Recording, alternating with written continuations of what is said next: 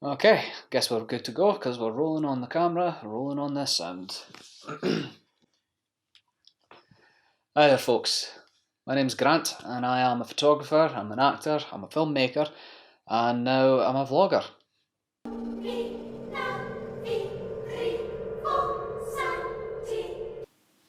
So this would be the very first vlog for PPG photography, and I'd like to start it just by giving you a little introduction about me, about who I am.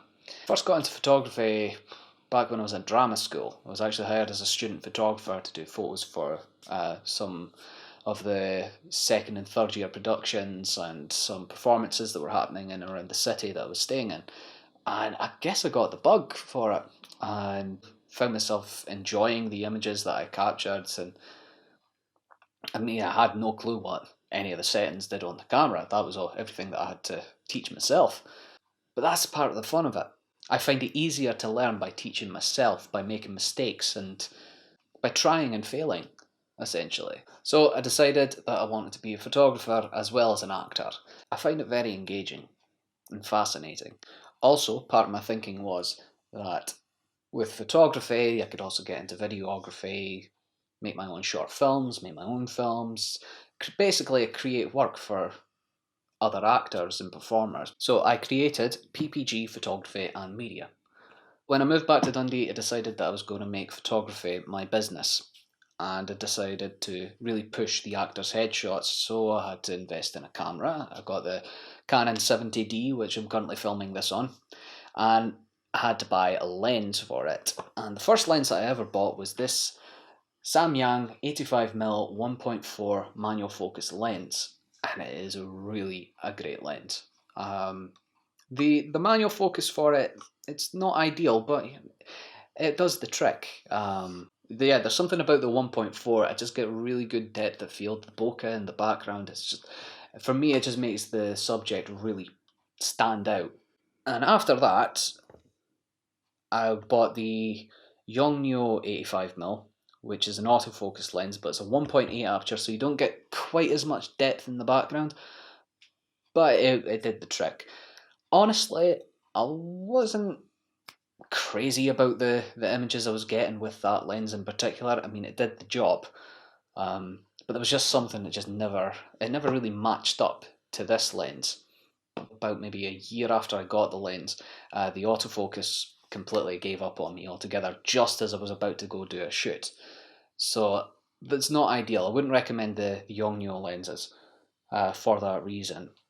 But the autofocus giving up was actually probably one of the best things that could have happened for me, because I then switched back to this lens when I got my Sony a6000, and I bought the adapter for it, which was the Comlight adapter. I don't have it in front of me, which is a good adapter. It's not great in terms of focus time for your lenses that do have autofocus, but it does the trick.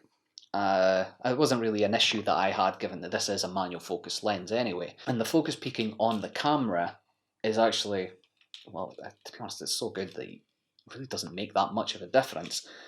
The only issue I had was that if I was getting my subject to pose, and certainly like they made a facial expression that I really liked, if you weren't quick enough with the manual focus, you could miss it. And if you ask someone to hold a pose for too long, like, it becomes unnatural, and then for me personally, it's just visible in the image, which doesn't help. So it's probably one of the best things that could have happened for the Yongnuo giving up, because when I moved back to that and I got the adapter for the A6000, I found that I was paying more attention to the settings on the camera, to the image, because bear in mind, I didn't study photography or anything like that. I taught myself, I'm still teaching myself, and for me, it's like acting. It's not something that's ever going to be, you're ever going to be finished learning about. There's always going to be something new to learn, and that's part of what I like about it. It makes it more interesting. It's really good, because over the past year, I feel like I've progressed more than what I had in the 2 years prior. So as good as the Samyang 85mm manual focus is, it did become a bit tiresome having to do the manual focus, because the manual focus ring, I'll let you have a look here. So this is the lens. It's a nice solid bit of glass, but the focus ring itself it's quite stiff, and you've got your aperture ring here as well. So, and it clicks. So again, don't really run the risk of going past the aperture that you wish to be at, or the focus for that matter, with how stiff the ring is. I'm such a child. So the manual focus lens did become a bit tiresome, at which point I decided to invest in the Samyang, again, 85mm 1.4 autofocus lens. This lens, I absolutely love it. I think it's actually a really great lens. There's only one issue that I've really had with it. If the flash is directly into the camera, you get this odd kind of green flare smack in the middle of the lens, and that can become a bit of an issue. It wasn't so much an issue in what I used it for, because I always intended to create that image to be black and white, and I was able to make minor adjustments so that the glare wasn't visible. But other than that, it's actually a really good lens.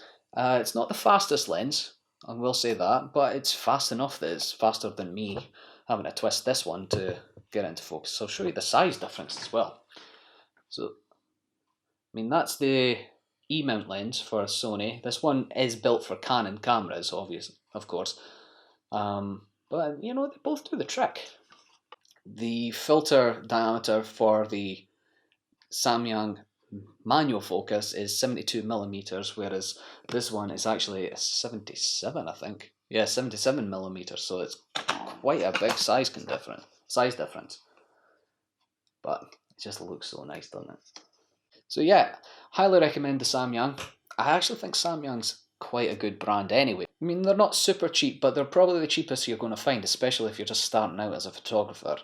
I mean, I've never used a Canon 85mm or any of the really expensive lenses, because, well, specifically for that fact, they're far too expensive for me. I'm just starting out. But if you're looking to just start, I highly recommend Samyang, or get these kind of off-brand lenses. Even Yongnuo, even though I've got my criticism of the lens that I had, even after the autofocus gave up, I was still capable of getting good quality images.